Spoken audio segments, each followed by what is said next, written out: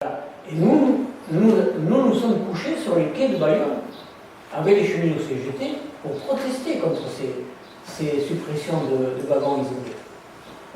C'est-à-dire qu'il y a une volonté, qui est d'ailleurs dans un document qui est de 2018, prospective, qui consiste à supprimer le maximum de gares de triage. Il y avait 39 gares de triage importantes. L'objectif, c'est d'arriver à 9 gares de triage et d'en créer une nouvelle seulement à Rouen. C'est écrit noir sur blanc. Voilà, c'est ça qui coule le fret ferroviaire. Et donc, c'est pas parce qu'on fait une ligne nouvelle LGV qui va encore plus endetter la SNCF qu'on va régler le problème. Et ce qui est important à savoir, c'est que notre tissu économique, nous, c'est les petites et moyennes entreprises principalement. Et les petites et moyennes entreprises, elles ne peuvent pas faire un train complet. Donc le wagon isolé, c'est ce qui correspond le mieux pour drainer les marchandises des petites et moyennes entreprises. Et c'est ça qu'on a coupé. Et c'est comme ça qu'on a affaibli le fret de la SNCF. Alors maintenant, Alain Rousset veut mettre les camions sur les trams avec une autoroute ferroviaire. Alors il y avait un projet, vous savez, depuis Tarnos jusqu'à Dourges, près de Lille. Il a été abandonné. Maintenant, il y a un projet d'autoroute ferroviaire de Vitoria à Dourges jusqu'à Lille. C'est-à-dire qu'on charge les camions sur un train, sur des wagons spéciaux qu'on appelle les wagons Modalor, qui coûtent 400 000 € le wagon. Et sans arrêt, c'est comme un TGV, il part de Vitoria et il ne s'arrête pas à Dourges. Il ne charge rien au passage. Mais voilà. Par quelle ligne Il passe par la ligne si la ligne nouvelle. Hein? Par la ligne nouvelle, si la ligne nouvelle se fait. Voilà. Ah, ils pourront passer sur la ligne Voilà. Non, ils passeront jusqu'à Dax. Jusqu'à Bénès, en fait. Jusqu'à Bénès. Et après, hop, ils reprendront la ligne existante et ils remontent. Et il y a un Mais problème. ils ne remontent pas par Tours ni rien. Je crois que c'est par la côte du côté Voilà, de ils vont Nantes, etc. Ils remontent par là. ils vont passer par Poitiers, après ils vont passer par Niort et compagnie. Voilà. Mais il y a un projet qui est un train par jour à l'heure actuelle, depuis Mouguer jusqu'à Cherbourg. Voilà. Ces wagons Modalor, ils coûtent 400 000 €. Ce qui existait à Andaille, ce qui existe encore à Mouguer, ce qui existait à Dax, ce qui existait à Agen, qu'on a supprimé, c'est les portiques Novatrans qui prenaient les caisses des camions et les posaient sur les wagons à fond plat. Les wagons à fond plat ne coûtent pas 400 000 €, il y en a à volonté. Et c'était le moyen qui était le moins cher, parce que l'installation, en fait, un pont roulant, c'est pas un truc qui coûte la peau des fesses, parce que là, si vous comptez un train de 23 wagons à 400 000 € le wagon, vous voyez ce que ça peut donner. Donc là, c'était ça qui, voilà, ça s'appelait le combiné par caisse. Nous, on est favorable au combiné par caisse, parce qu'on peut avoir un centre à Dax, on peut avoir un centre à Mouguer, un autre à Andaille, c'était comme ça. Il y en avait un à Pau, il y en avait à Agen, on les a fermés les uns après les autres. Mais ça, voilà, ça plus le wagon isolé, c'est le fret que nous souhaitons, et c'est le fret que souhaitent les cheminots. Vous n'avez pas ça longtemps souci avec le PDG de Modalor? Oui, ça aussi, on peut vous le fournir, je peux vous le dire rapidement. Les discussions pendant les débats publics se sont tenues à Mouguer. Moi, je suis de Mouguer. Et on a les comptes rendus. Il y a eu 2 réunions. La première réunion est animée par un monsieur qui s'appelle Philippe Essig, qui est ancien président de la SNCF. Mais qui là, c'est marqué, la présence des gens qui sont là, Philippe Essig, responsable du Modalor. Philippe Essig, c'est le responsable, c'est celui qui vend les wagons Modalor. C'est lui qui préside la réunion, c'est lui qui fait le compte rendu. Et qu'est-ce qu'il décide dans cette réunion? De choisir les wagons Modalor. Voilà. Sur les 400 000. Sur les 400 millions, voilà. Modalor, il faut savoir que Modalor, autrefois, il faisait des wagons pour transporter les tanks. Et que, comme il n'y a plus de tanks à transporter, Sarkozy avait promis à Mondalors de lui ouvrir un créneau ferroviaire. Voilà. Mais un an plus tard, il y a une seconde réunion qui se tient toujours à Mougins et qui est toujours animée par Philippe Essig. Mais en face de Philippe Essig, c'est lui qui a rédigé le compte rendu. Il y a marqué Philippe Essig, attaché au cabinet du ministre de l'Environnement, Morlot. Donc il est ancien président de SNCF, lobbyiste de Mondalors et attaché au cabinet de Mondalors. Et c'est comme ça que c'est choisi. Et ça, si vous le voulez, dans les diaporamas, il y a encore quelques années, on le passait. Il n'y a que le voir, je vous l'envoie. Alors, donc, voilà, ça c'est extrait du dernier rapport qu'a fait Rousset au conseil régional. Il a dit, grâce à cette autoroute ferroviaire, on va enlever par jour 2000 camions. C'est bien. La Cour des comptes, voilà ce qu'elle répond sur les autoroutes ferroviaires. Elle a fait un rapport, elle a dit, ce concept peine à faire ses preuves sur les plans économiques et financiers, et l'efficacité en report modal reste modeste. Et ça, personne n'écoute la Cour des comptes. Eh bien voilà, vous avez une autoroute ferroviaire qui existe côté Méditerranée. À l'Observatoire des trafics, on a dit il faut regarder ce qui se passe du côté Méditerranée. Nous, on regarde. Il y a une autoroute ferroviaire entre Le Boulou, c'est à côté de Perpignan, jusqu'à Bétambourg, c'est au Luxembourg. Elle fonctionne depuis 2007. Elle vient d'être prolongée en 2019 jusqu'à Barcelone. Donc c'est Barcelone-Bétambourg. Eh bien, elle transporte 80 000 poids lourds, mais par an. Si vous faites le calcul avec 302 jours ouvrés, à peu près dans l'année, ça fait 265 camions, et ça représente 2,6% du trafic poids lourd sur l'autoroute A9. Et Rousset veut nous faire croire qu'on va enlever 2000 camions d'ici, alors que vous voyez que de l'autre côté, ça fonctionne depuis 2007, et ils arrivent malheureusement à sortir 265 camions par an. Et le boulot Métancourt, ça a été une catastrophe pendant plusieurs années, parce qu'il n'y avait personne qui montait. Il a fallu que la SNCF rentre à 41% du capital de cette société privée, et que la SNCF, donc vous le savez, c'est le principal transporteur routier de France, fournisse des camions pour que ça rentre. Malgré ça, ils en sont à 4 allers-retours par jour seulement, et les trains sont composés à moitié de wagons Mondalors et à moitié de wagons avec combiné par caisse. Parce qu'ils n'arrivent pas à trouver un train entier combiné par caisse. Et on va comme ça, et, un conteneur voilà. dessus. Et en faisant ça, donc, en revenant à moitié sur... Ils ont coulé Novatrans Perpignan. Parce qu'ils ont pris, évidemment, la clientèle Novatrans Perpignan.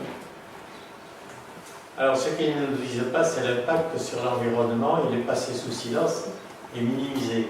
Avant qu'ils votent le plan de financement, il y a eu un débat au Conseil régional. On a remis en dernière minute aux conseillers régionaux un document. Et voilà ce qui est dit sur l'environnement. Une ligne. La région sera présentative à l'excellence environnementale du GPSO. C'est tout. Eh bien, voyez l'ampleur des dégâts. Ça, c'est extrait de l'autorité environnementale. Le GPSO, c'est 6300 hectares qui sont détruits. Donc 1500 hectares de terres agricoles, 3300 hectares de forêt, 370 hectares de zones humides et 90 plans d'eau. 8 sites Natura 2000 qui sont impactés. Et ici, il y en a 5 en Pays Basque et Sud-des-Landes, dans le Marais d'Ors.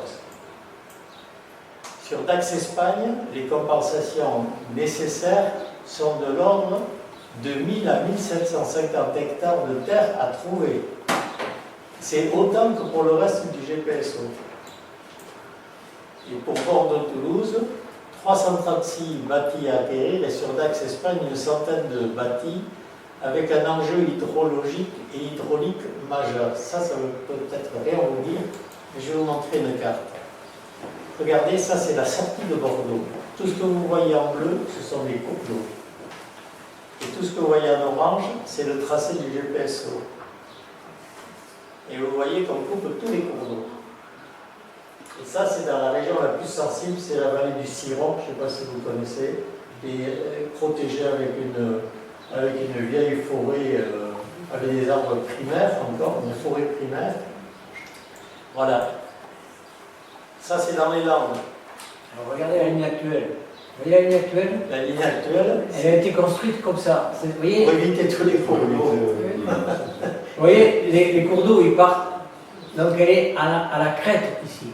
Et les cours d'eau, ils partent à gauche et à droite. Regardez les lignes nouvelles, ça coupe tous les cours d'eau. Les Grecs basques, ils en sont à 36 sources thermiques dans les constructions qu'ils sont en train de faire dans le côté. Voilà, ils sont très fiers de nous annoncer que pour construire le GPSO, il y aura 38 millions de mètres cubes de déblais, l'équivalent de 5 fois le volume extrait pour la construction des tunnels sous la Manche. Et en plus, ils vont extraire ces déblais, mais ils n'auront pas assez pour faire des remblais avec ces déblais. Donc on ne sait plus où on va aller chercher les remblais. Il va falloir les faire venir. Ils sont à 33 millions de mètres cubes d'apport extérieur. Voilà, des apports extérieurs, ils vont les chercher au Maroc, ils vont les chercher en Écosse. Voilà un petit peu ce que vous donne la construction de l'AGV. Voilà. Une source de biodiversité. Ça, c'est poussé à dire l'AGV, c'est une source de biodiversité. Ça, c'est fait en France, c'est pas dans le désert. Le bilan carbone, il nous dit qu'il sera positif à 10 ans. Pour ça, ils disent qu'il va y avoir un report massif, c'est-à-dire que plus personne ne prendra la voiture, tout le monde prendra le train, et plus personne ne prendra l'avion. Voilà.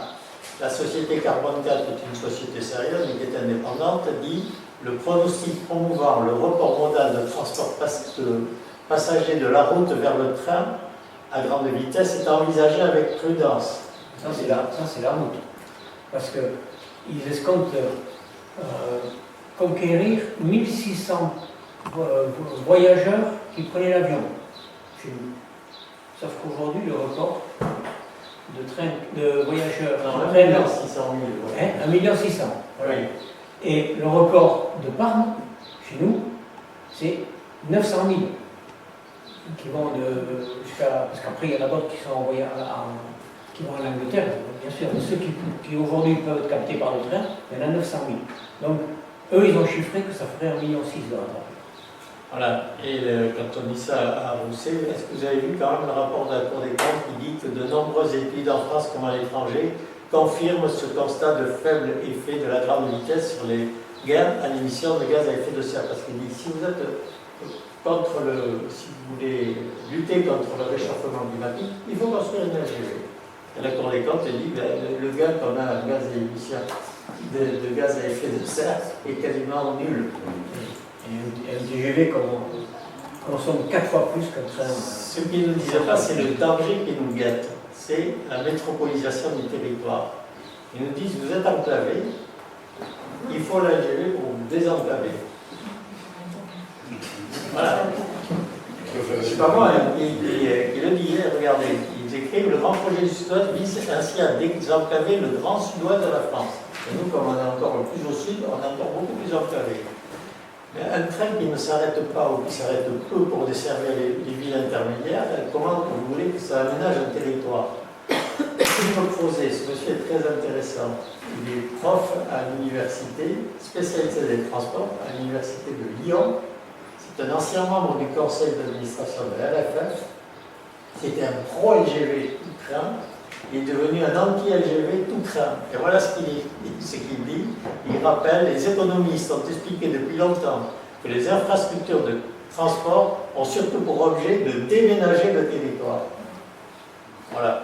Elles offrent, elles créent des effets de centralité, elles renforcent les pôles. Le danger majeur, c'est la métropole, c'est favoriser les grandes métropoles, Toulouse et Bordeaux. Nous, on ne va rien gagner là-dedans. Vous avez cette dame que M. Rousset ne connaît pas, il en a parlé. Vous connaissez Marie de la Panne, donc qui c'est cette dame? C'est une chercheuse, elle est professeure d'aménagement et d'urbanisme. Elle a passé pratiquement sa vie à étudier les effets du TGV. Et voilà, elle montre que les petites villes et les villes moyennes sont globalement désavantagées par le TGV. Parce qu'elles n'ont pas une desserte aussi importante que les métropoles. Ça veut dire que tous les trains s'arrêteront à Bordeaux, tous les trains s'arrêteront à Toulouse, mais peu de trains s'arrêteront à Bayonne, peu de trains s'arrêteront à Dax ou à Mont-de-Marsan. La desserte TGV peut se traduire par une diminution du nombre de trajets directs. la diminution de temps de parcours entre les villes, bon, peu importe, dépend de la localisation par rapport à la ligne. Alors les grandes villes sont plus directement connectées au réseau. Parce que par exemple, quand vous allez vous arrêter à Agen, vous descendez de la gare, vous voulez prendre un TER, mais vous ne pouvez pas. Les TER, ils sont à la gare centrale d'Agen. Donc il va falloir vous débrouiller pour aller dans la... Donc, vous voyez, le gain de temps, finalement, il va être nul. Parce que le temps que vous allez passer à vous balader, quand le Montois qui va descendre à Libarnès, comment il fait pour aller à Mont-de-Marsan? Il va en prendre un bus. C'est dingue. Ils avaient prévu une voie ferrée, ils ont dit non, ça va être une descente par bus. Ils sont contents, ils ont gagné du temps. Non, le bus, il sera là, ou il ne sera pas là, ou. Voilà. On passe. On a cessé de répéter le déclin des villes moyennes au profit des grandes métropoles. La LGV, ça profite à qui? Ça profitait à Bordeaux. Le Tour Bordeaux, ça profitait à Bordeaux, ça n'a pas profité à Angoulême. Et vous voyez bien, la LGV n'aménage pas le territoire, elle le déménage, comme on dit, en renforçant la métropolisation. Les grandes villes sont les seules gagnantes. Elles ne désenclavent pas, au contraire, elles risquent de désorganiser le territoire par l'effet tunnel. C'est-à-dire que le train, à Ascam, vous le verrez passer, c'est tout. Et il s'arrêtera à Skigaraga et il ne sera peut-être pas arrêté à Bayonne. La LGV participe à l'assèchement de la desserte des villes moyennes, au démantèlement du réseau ferré classique. Même la FNAIT, qui est pour la LGV, eh bien, elle constate avec le développement de la LGV la stagnation ou l'affaiblissement des relations ferroviaires avec de nombreuses villes moyennes, auparavant bien desservies par les trains classiques. Ouais, ils font ce constat. Et les perdants, ben, vous voyez, c'est toutes les villes moyennes, Chartres, Saumur, Saint-Quentin, etc. On passe en 2017 et en 2018. Et bien voilà, Victor il s'amuse à faire la collection de tout ce que la presse a fait l'écho. Voilà. Moi j'ai une centaine de pages comme ça, dans la presse, des gens et des associations, même le MEDEF à Angoulême a occupé les voies ferrées. Voilà, c'est les villes qui sont entre les métropoles.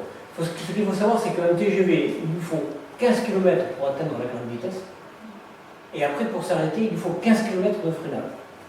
Donc, vous ne pouvez pas avoir deux gares à 30 km. Si vous avez une gare à 30 km de l'autre, le TGV n'a pas le temps de prendre la grande vitesse qu'il doit commencer à freiner. Donc, comment on résout le problème? Ben, on résout le problème en sautant des gares, en effaçant des gares. Et nous, par exemple, voilà. Vous voyez ici, ça c'est la ligne nouvelle. En noir, c'est la ligne nouvelle. Et ici, c'était la ligne existante. Cette ligne existante, elle arrivait jusqu'à Dax. Mais vous voyez que la ligne nouvelle, Elle passe pas. elle évite le Dax. Donc, il y aura un TGV sur 3 qui, arrivé ici, s'arrêtera à Dax. Et ici, vous voyez, la ligne nouvelle, elle est ici. Et elle évite Bayonne. Donc ici, il y en aura 2 TGV sur 3 qui iront jusqu'à Bayonne. Donc on va perdre, et Dax, beaucoup, et nous, pas mal, on va perdre des desserts. Donc on aura, pour nous, le Pays Basque, on aura 3 types de TGV. Il y aura les TGV qui s'arriveront et qu'on regardera passer. Ceux qui iront à Bilbao pour aller plus vite à Bilbao, par exemple. On aura ensuite des TGV qui vont sortir, qui vont arriver jusqu'à Bayonne, et qui après, bon, certains vont continuer comme maintenant, et les autres vont reprendre la voie existante vers Pau pour reprendre la voie nouvelle ici. Donc il y a 3 types de TGV, donc un seul va desservir Saint-Jean-de-Bus par exemple, ou un Dax. En plus, ce qu'il faut dire peut-être, c'est qu'avec ce schéma, ils vont diminuer le nombre de TGV. Et oui, voilà. On risque voilà. C'est ce qui se passe. Et voilà pourquoi à Angoulême, etc., ils ont payé 45 millions et ils découvrent à l'ouverture qu'ils ont moins de dessertes qu'avant. Parce qu'on ne va pas remettre les TGV. Et donc voilà. Parce que les gens qui sont intéressés par ces lignes, c'est ceux qui vont à Bilbao, qui vont à San-Sébastien. Exactement. Donc ils n'en ont rien à faire de s'arrêter à Bayonne. En 2017, Absolument. ils ont inauguré la Bretagne, TGV qui passe à la Bretagne. Mais cette année, ils ont supprimé 3 TGV qui s'arrêtent à 11. Voilà. Et puis voilà, c'est comme ça qu'on fait. Et donc vous voyez que si on avait dit on fait une ligne nouvelle, mais quand on arrive à Dax, on passe obligatoirement à Dax. On passerait comme ça. Et ce morceau serait totalement inutile. Si on avait dit tous les TGV s'arrêteraient à Bayonne, mais on passerait comme ça. Et on aurait évité de construire ce morceau. Vous voyez? Donc s'ils ont pensé des déviations qui évitent la ville, c'est qu'ils ont pensé qu'ils vont supprimer les TGV. Et donc, c'est ce qui se passe. Quand vous prenez la seule ligne qui est rentable aujourd'hui, c'est celle du Sud-Est, ça profite à Paris, ça profite à Lyon, ça profite à Marseille. Mais qui se rappelle de Beauchamel? Qui se rappelle du Creusot? Ce sont des villes qui ont la gare de Vendôme sur le TGV Ouest. La SNCF l'a fait visiter aux Japonais, aux Tchèques, etc. pour vendre des TGV. Sauf qu'aujourd'hui, il n'y a plus que le fleuriste qui est là. Parce que le fleuriste, il ne veut pas se mélanger avec la pépinière. Et tous les autres qui sont montés à Paris. Parce que c'est ça, le moment. C'est que le TGV, il va drainer les gens, il va installer à Bordeaux, ça s'appelle le Roi Atlantique, à Toulouse, ça s'appelle Matavio. Ils vont construire une petite cité de bureaux où ils vont attirer tout le tertiaire, les banques, les assurances, etc. Et où ils vont tirer ces gens-là? Ce n'est pas des emplois qui sont créés. On va aspirer, par exemple, les caisses régionales de la caisse d'épargne qui étaient à Dax. Hop, donc à ce moment-là, on aspire les emplois des villes moyennes et on aspire la jeunesse qui cherche du boulot. Et on a des métropoles démesurées et des villes qui déclinent. Les villes petites moyennes, c'est ce que disait de la place va chercher. Et justement, voilà. Et c'est ce que disent aussi les gilets jaunes. C'est-à-dire que avec ce type d'aménagement de territoire, on désertifie les territoires. Et on se sent obligé à savoir d'avoir une voiture pour se déplacer. Et quand ça augmente, ça devient. Et c'est ça qui déclenche les types de conflits que les gilets jaunes ont parfaitement illustrés. C'est la centralisation des politiques. Voilà. Il y a eu un